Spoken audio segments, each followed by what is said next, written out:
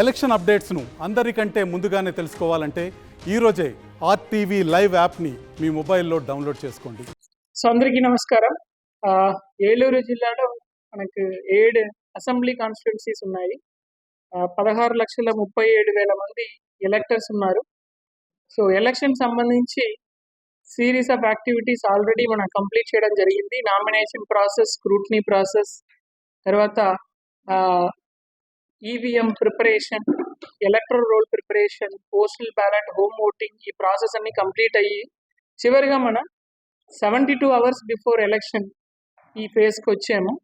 ఈ 72 hours before election అన్నది రేపు ఈవినింగ్ 6 o'clock నుంచి 48 అవర్స్ బిఫోర్ ఎలక్షన్ అన్నది రేపు ఈవినింగ్ 6 o'clock నుంచి స్టార్ట్ అవుతుంది. 72 అవర్స్ అనేది ఈ రోజు నుంచి స్టార్ట్ అవుతుంది. సో ఈ పీరియడ్లో కొన్ని నిబంధనలు ఉన్నాయి, కండిషన్స్ ఎలక్షన్ కమిషన్ ఇవ్వడం జరిగింది. ప్రచారాలు ఏం చేయడానికి లేదు. నెక్స్ట్ డే మార్నింగ్ పేపర్లో ఏమైనా అడ్వర్టైజ్ మాత్రం ఇవ్వాలంటే అది MCMC media certification monitoring committee దగ్గర అప్రూవల్ తీసుకుని ప్రయర్ అప్రూవల్తో అడ్వర్టైజ్మెంట్స్ ఏదైనా ఇవ్వాలంటే ఇచ్చుకోవచ్చు తప్ప ఇంకా ప్రచారాలు చేసుకోవడానికి ఉండదు. ఆ పీరియడ్లో సోషల్ మీడియాలో కూడా ప్రచారాలు చేసుకోవడానికి వీల్లేదు.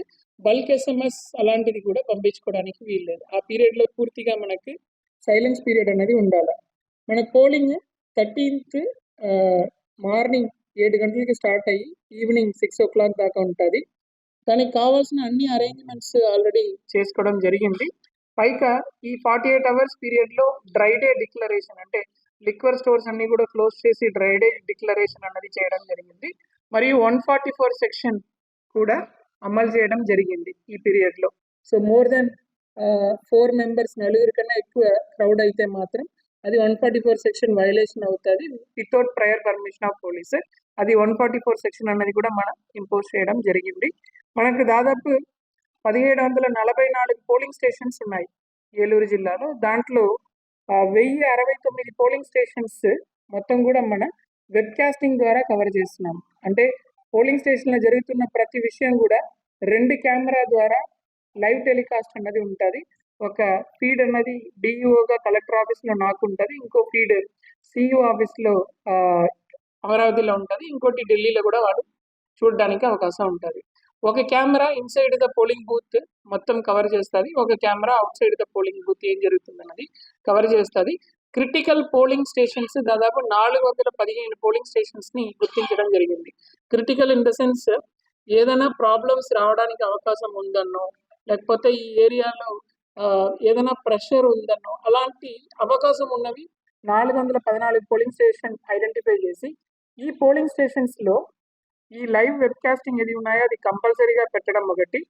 ఇది కాకుండా micro observers, central government employees ఎవరు ఉన్నారో వాళ్ళు మైక్రో అబ్జర్వర్స్ అంటాము, వాళ్ళని అక్కడ డిప్లాయ్ చేయడం జరిగింది. వాళ్ళకి 2 సార్లు ఆల్రెడీ ట్రైనింగ్ కూడా కంప్లీట్ అయిపోయింది. మూడోది, వెబ్ కెమెరా, మైక్రో అబ్జర్వర్స్ కాకుండా central police force, paramilitary police force ఎవరు వచ్చారో వాళ్ళని కూడా హాఫ్ సెక్షన్ విధంగా పోలింగ్ స్టేషన్ క్లస్టర్స్ ఫామ్ చేసి ఆ పోలింగ్ స్టేషన్స్లో అక్కడ డిప్లాయ్ చేయడం కూడా జరిగింది. సో అన్ని ఏరియా ఈ క్రిటికల్ పోలింగ్ స్టేషన్ ఏరియాస్లో మనకి ఫుల్ బందోబస్తు arrangements apart from the regular other polling స్టేషన్స్లో కూడా చేయడం జరిగింది. ఇది కాకుండా ఓటర్ స్లిప్స్ సంబంధించి 99.4% ఓటర్ స్లిప్ డిస్ట్రిబ్యూషన్ అన్నది మ్యాక్సిమం పూర్తి అయిపోయింది. అక్కడక్కడ ఏమైనా పెండెన్సీ ఉంటే కూడా లాస్ట్ మూమెంట్లో ఈరోజు అది క్లోజ్ చేసుకోవడం జరుగుతుంది. ఏఎస్డి లిస్ట్ అని చెప్తారు, యాబ్సెంటీ, షిఫ్టెడ్ అండ్ డెడ్. అంటే ఈ గత 3-4 నెలల్లో ఎవరైనా చనిపోయిన ఓటర్స్ ఉంటే వాళ్ళని మళ్ళీ గుర్తించి ఆ డెత్ ఓటర్స్ని ఐడెంటిఫై చేసి ఓటర్ లిస్ట్లో మార్కింగ్ చేస్తారు. డెడ్ అని చెప్పి సీల్ వేస్తారు, యాబ్సెంటీ ఆర్ షిఫ్టెడ్ అని చెప్పి సీల్ వేస్తారు. దీంట్లో డెడ్ ఓటర్స్ మళ్ళీ కావడానికి ఉండదు, బట్ యాబ్సెంటీ, షిఫ్టెడ్ ఓటర్ అని చెప్పి దాంట్లో ఏది చూపిస్తున్నారో వాళ్ళు బిఎల్ఓ వెళ్ళిన టైంలో లేకపోతే తర్వాత వాళ్ళు కంటిన్యూస్గా అక్కడ లేకపోయి ఉండవచ్చు. సబ్సిక్వెంట్గా ఓటు వేయడానికి వాళ్ళు హైదరాబాద్ నుంచి వేరెక్కడి నుంచి ఊరు నుంచి వచ్చి ఓటు వేయడానికి రావచ్చు. వచ్చిన రోజు అతని ఐడెంటిటీని ప్రాపర్గా వెరిఫై చేసుకొని అవసరమైతే వాళ్ళకు కూడా పర్మిషన్ ఇవ్వడం జరుగుతుంది. దాదాపు 15,615 మంది పోస్టల్ బ్యాలెట్స్ ఎలక్షన్ సంబంధించిన ఎంప్లాయీస్ ఎవరు ఉన్నారో వాళ్ళందరూ కూడా క్యాష్ చేయడం జరిగింది. ఎలక్షన్ వర్క్లో ఇన్వాల్వ్ అయి ఉన్న అంటే రిజర్వ్ కాకుండా ఎగ్జామ్షన్ తీసుకున్న వాళ్ళు కాకుండా చాలా మందికి ఎగ్జామ్షన్ కూడా ఇవ్వడం జరిగింది. Pregnant womens, lactating mother, health reasons ఉన్న వాళ్ళు చాలా మంది ఎగ్జామ్షన్ తీసుకున్నారు. ఆ ఎగ్జామ్షన్ తీసుకున్న వాళ్ళు తప్ప మిగతా వాళ్ళందరికీ కూడా మాక్సిమం పోస్టల్ బ్యాలెట్ అన్నది ఫెసిలిటేషన్ పూర్తి అయిపోయింది. వాళ్ళందరూ కూడా వేసేసుకున్నారు. హోమ్ ఓటింగ్కి 896 మంది హోమ్ ఓటింగ్ కూడా వాళ్ళు చేసుకోవడం జరిగింది. తర్వాత ఓటింగ్ రోజు 12 విధమైన ఓటర్ రిలేటెడ్ ఐడి కార్డ్స్ ఏది ఉన్నాయో ఆ ఐడి కార్డ్స్లో ఏదైనా ఒక పర్మనెంట్ ఐడి కార్డు తీసుకొచ్చి పోలింగ్ స్టేషన్లో మీరు ఓటు వేయడానికి అవకాశం ఉంటుంది. ఓటర్ స్లిప్ అన్నది ఓన్లీ మీకు ఎక్కడ పోలింగ్ స్టేషన్ ఉంది, మీరు ఒక లొకేషన్లో 4 పోలింగ్ స్టేషన్ ఉంటే ఏ పోలింగ్ స్టేషన్కి వెళ్ళాలా, అడ్రస్ ఏది అన్నది తెలుసుకోవడానికి ఇస్తున్న ఒక స్లిప్పే తప్ప ఓటర్ స్లిప్ అన్నది ఐడి కార్డు కాదు. మీరు ఈ 12 విధమైన ఐడి కార్డ్స్లో ఏదో ఒక ఐడి కార్డు తీసుకొచ్చి మీరు ఓటు వేయాల్సినది ఓటు వేసుకోవచ్చు. అన్ని కాన్స్టిట్యున్సీలో కూడా 7 కాన్స్టిట్యున్సీలో 12th మార్నింగ్ డిస్ట్రిబ్యూషన్ సంబంధించిన అరేంజ్మెంట్స్ అన్నీ కూడా త్వరితగతిలో జరుగుతున్నాయి. అన్ని ప్రిపరేషన్స్, టీమ్ ఫార్మేషన్ మరియు అక్కడ కావాల్సిన అరేంజ్మెంట్స్ అన్నీ కూడా రెడీ చేసుకున్నారు. డిస్ట్రిబ్యూషన్ సంబంధించి ఏ కాన్స్టిట్యున్సీ హెడ్ క్వార్టర్స్లో ఆ కాన్స్టిట్యున్సీలో అది జరుగుతుంది. రిసెప్షన్కి వచ్చినప్పుడు పోలింగ్ కంప్లీట్ అయ్యాక పోలింగ్ పార్టీలు అందరూ కూడా ఏలూరు హెడ్ క్వార్టర్స్కి మనకి ఇక్కడ వట్లూరు దగ్గర రిసెప్షన్ సెంటర్ అన్నది సిఆర్రెడ్డి కాలేజీలో పెట్టడం జరిగింది. అక్కడ రిసెప్షన్ సెంటర్కి అందరూ పోలింగ్ అయిపోయిన రోజు ఈవినింగ్ నుంచి రావడం జరుగుతుంది. అక్కడ డీటెయిల్డ్ అరేంజ్మెంట్స్ అన్ని కూడా తయారు చేసుకోవడం జరిగింది. అక్కడ స్టాచ్యూటరీ, నాన్ స్టాచ్యూటరీ మెటీరియల్ అన్ని సెగ్రిగేట్ చేసి తీసుకొని స్ట్రాంగ్ రూమ్లో ఆ రోజు నైటే పెట్టేసి పొలిటికల్ పార్టీ వాళ్ళు వాళ్ళ ప్రెసెన్స్లో స్ట్రాంగ్ రూమ్ అన్నది సీల్ చేసి పెట్టడం జరుగుతుంది. దాని తర్వాత కౌంటింగ్ డేకి మధ్యలో ఉన్న టైం మొత్తం కూడా స్ట్రాంగ్ రూమ్ 3 టైర్ సెక్యూరిటీ అంటే సెంట్రల్ పోలీస్ ఫోర్స్, తర్వాత armed reserve of state police force, తర్వాత మన లోకల్ పోలీస్ ఫోర్స్ అని చెప్పి 3 tier security with CC camera ఫుటేజ్తో అక్కడ స్ట్రాంగ్ రూమ్ అన్నది మనకి గార్డింగ్లో ఉంటుంది. ఆ టైంలో పొలిటికల్ పార్టీ వాళ్ళు వచ్చి గార్డింగ్ చూసుకోవచ్చు. మేము రెగ్యులర్గా వెళ్ళి అక్కడ ఇన్స్పెక్ట్ చేసి రిజిస్టర్లో ఎంటర్ చేసుకోవాల్సి ఉంటుంది. సో ఇలా అరేంజ్మెంట్స్ అన్నీ కూడా మ్యాక్సిమం అన్ని చోట్ల కంప్లీట్ అయిపోయింది. ఇప్పటికీ దాదాపు 15 కోట్ల విలువైన వస్తువులు, మనీ ఇవన్నీ కూడా ఈ మన ఎస్ఎస్టీ టీమ్స్ సీజ్ చేయడం జరిగింది. తర్వాత పోలింగ్ రోజు 100 మీటర్ డిస్టెన్స్ లోపల బల్క్ ఎస్ఎంఎస్ఎస్, ఐవీఆర్ఎస్ పాలసీ ఇవన్నీ కూడా ఆ 48 hours పీరియడ్లో వస్తే ఎవరికి వచ్చిందనేది ఎవరు కంప్లైంట్ చేస్తే కూడా ఇమీడియట్ గా వాళ్ళకి ఎంసీసీ నోటీస్ ఇవ్వడం జరుగుతుంది. ఎక్స్పెండిచర్ ఏదైనా ఉంటే ఎక్స్పెండిచర్ చేయడం జరుగుతుంది. మీడియా కవరేజ్ మీ అందరికీ ఒక రిక్వెస్ట్ అంటే మీరు ఏం కవర్ చేసి మీ రిక్వెస్ట్ ఏంటంటే మేబీ సమ్ క్యాండిడేట్స్ ఓటింగ్కి వెళ్తారు, ఎమ్మెల్యే క్యాండిడేట్ వేరే ఏమన్నా ఒక లీడర్ ఎవరో వెళ్ళారు అనుకోండి, మీరు ఆయన ఓటు వేసేది లోపలికి వెళ్ళి చేయాలని తీయకండి చెప్పాను. ఆ డోర్ దాటి లోపల వెళ్ళడానికి లేదు ఫస్ట్ ఆఫ్ ఆల్ ఒకటి. రెండో విషయం, ఆయన బయటకు వచ్చి 200 మీటర్ దాటి బయటకు వెళ్ళిన తర్వాత మీరు ఇంటర్వ్యూ తీసుకుంటారంటే తీసుకోండి తప్ప స్టేషన్ నుంచి పోలింగ్ స్టేషన్ నుంచి బయటకు వచ్చిన వెంటనే ఆయన ఇలా చేసి చూపించాక మైక్ పెట్టేసి ఏమైనా చెప్పాలి దయచేసి అడుగుతుంది. మళ్ళీ అక్కడ ఉన్న పోలీస్ పర్సనల్ మిమ్మల్ని కూడా బయటకు పంపించేస్తారు. వీడియో కవరేజ్ కూడా ఇవ్వండి. ప్రచారం కాదు, మీరు మీకు ఇంటర్వ్యూకి ఆయన ఏదైనా మాట్లాడాలంటే ఎవరైనా ఈవెన్ పబ్లిక్ అయినా పొలిటికల్ పార్టీ అయినా ఎవరు మాట్లాడాలంటే కూడా మీడియాతో 200 మీటర్ దాటి బయటకు వెళ్ళిన తర్వాతనే మాట్లాడాలి. ఫోటోలు ఏమైనా తీసుకుంటారంటే స్టేషన్ బయటకు వచ్చాక అలా నిలబడితే ఫోటోలు తీసుకోండి, కానీ వాయిస్ తీసుకోవడం, వీడియో చేయడం మాత్రం చేయకూడదు. మీరు బయటకు వెళ్ళాలి అంటే డోర్ దగ్గర నుంచి 4 మీటర్స్ మాత్రం అవసరం ఉంది. అంతే అంతే. ఆ ఎంట్రీ డోర్ ఏది ఉన్నాయో కనుక అక్కడి నుంచి వీడియో తీసుకోవడమే తప్ప లోపల వెళ్ళకూడదు. డోర్ దగ్గర నుంచి తీసుకోవచ్చు. ఇప్పుడు 10 మంది ఒకేసారి వస్తే అలౌ చేయలేరండి.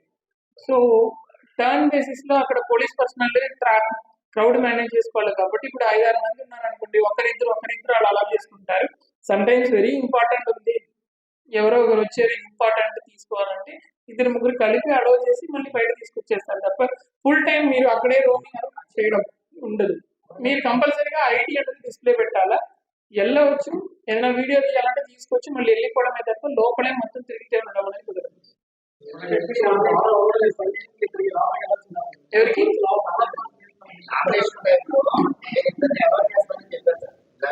ఎవరు రాలేదు ఎక్కడ See, మీరే ఆన్సర్ చేయాలి. అలో చేయలేదు.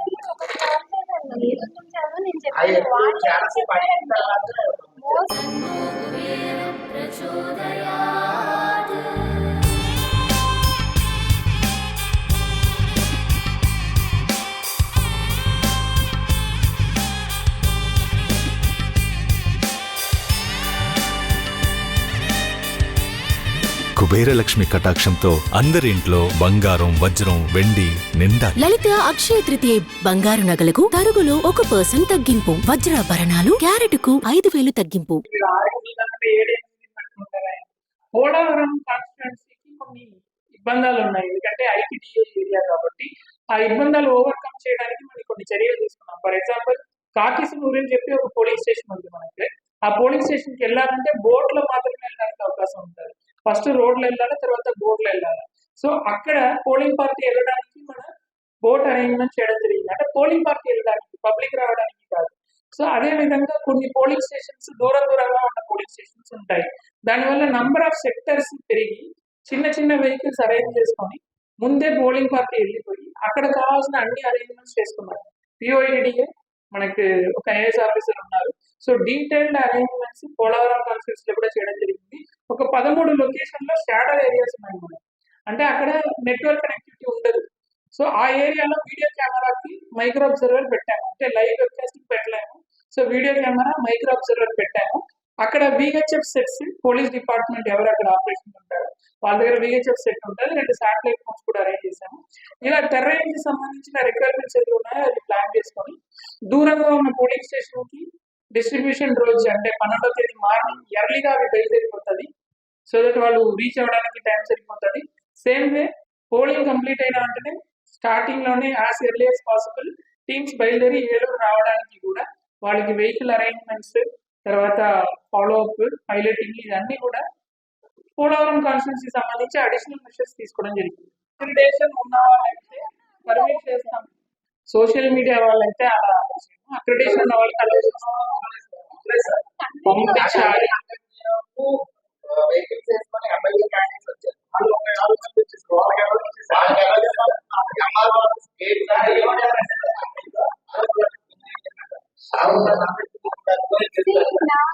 ఎవ్వరు కంప్లైంట్ చేయాలి. సరే అండి, సరే ఒక నిమిషం అది అయిపోయింది. నేను డిఈఓగా రూల్ ప్రొవిజన్ ఏంటంటే నేను చెప్పాను. ఎక్కడైనా వాళ్ళు సరిగా చేయకపోతే ఆ రోజే మీరన్నా నాకు చెప్పి ఉండాలి. నేనే కదా మీకు చెప్పాను అలౌ చేస్తాను. ఏలూరు అర్బన్లో జరిగిందన్నప్పుడు నాకు, మా పిఆర్ఓకు, మా డిపిఆర్ఓకు ఫోన్ చేసి ఇలా అలౌ చేయట్లేదంటే నా నోటీస్కి వస్తుంది, నేను ఫోన్ చేసి చెప్పి ఉంటాను. మీరు చేయలేదు కాబట్టి దాని గురించి డిస్కషన్ చేయడం అవసరం.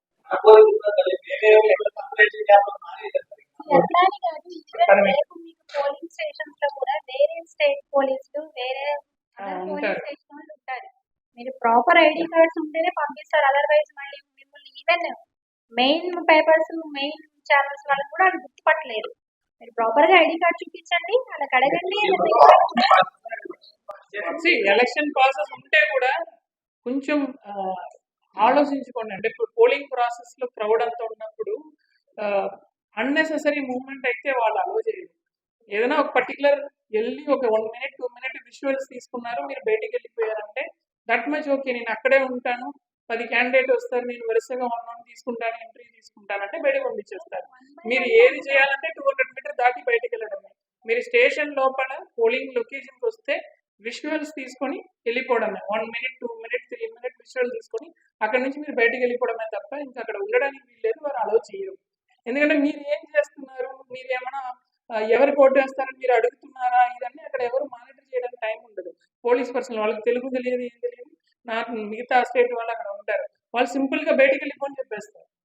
సో మీడియా మీ పాసెస్తో వెళ్ళి అక్కడ పిఓ ఎవరు ఉన్నారో చెప్పేసి బయట నుంచి విజువల్స్ తీసుకొని వెళ్ళిపోండి. మీరు ఇంటర్వ్యూలు ఏదైనా చేయాలంటే 200 మీటర్స్ బయట ఇంటర్వ్యూ చేసుకుంటాం.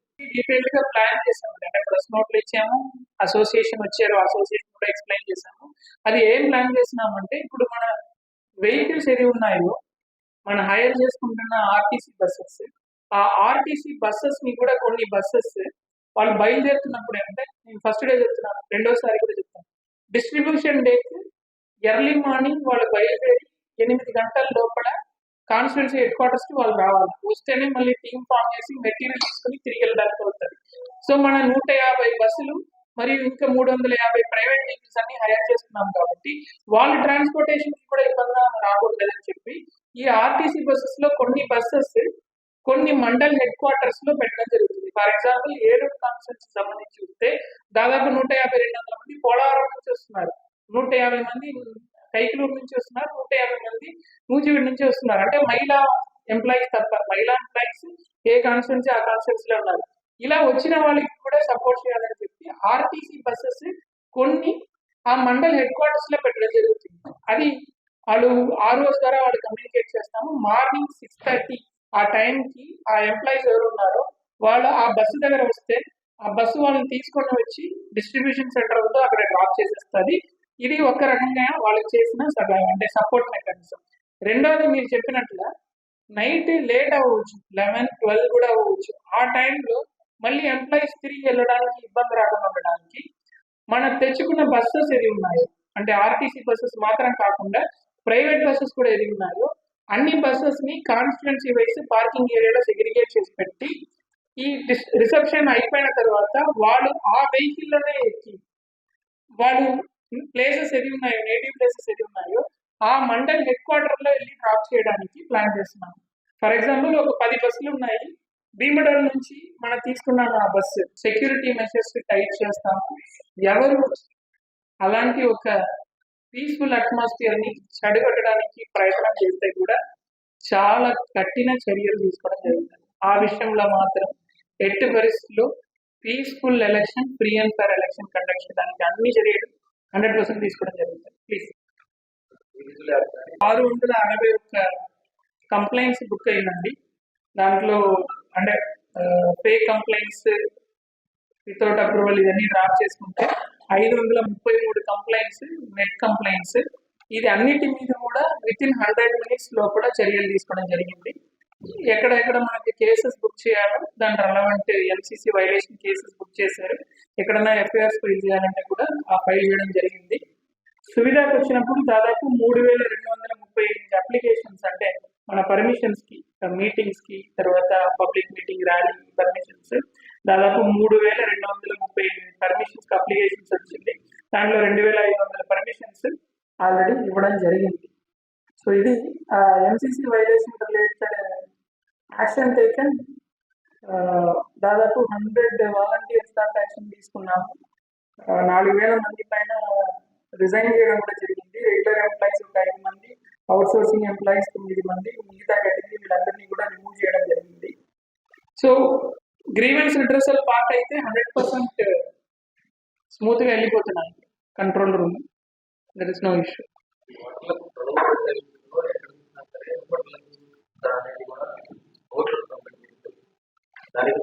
మీకు తెలుసా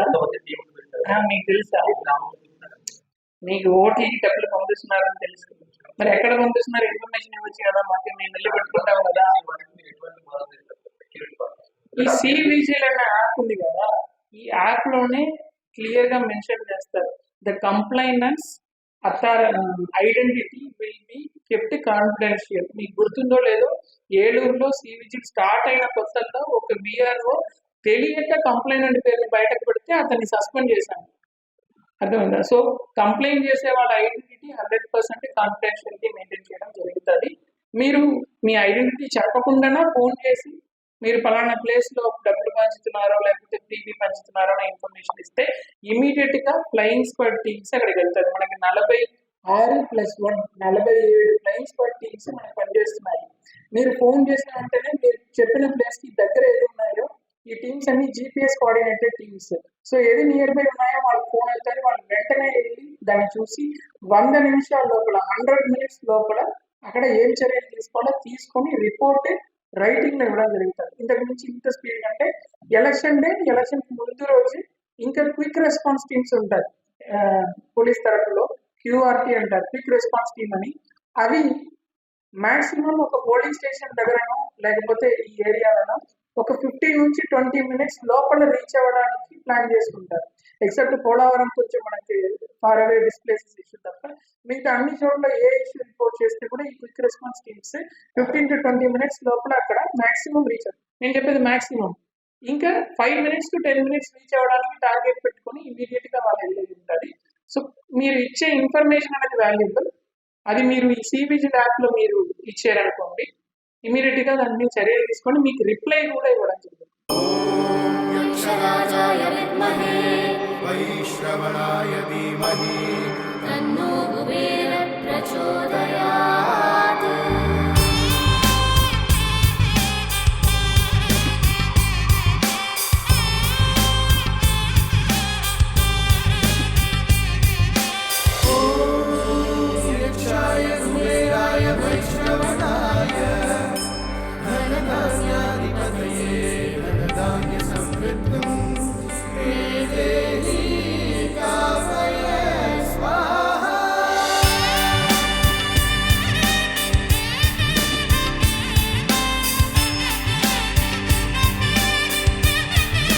కుబేరలక్ష్మి కటాక్షంతో అందరింట్లో బంగారం వజ్రం వెండి నిండాలి. లలిత అక్షయ తృతీయ బంగారు నగలకు తరుగులో 1% తగ్గింపు, వజ్రాభరణాలు క్యారెట్కు 5,000 తగ్గింపు.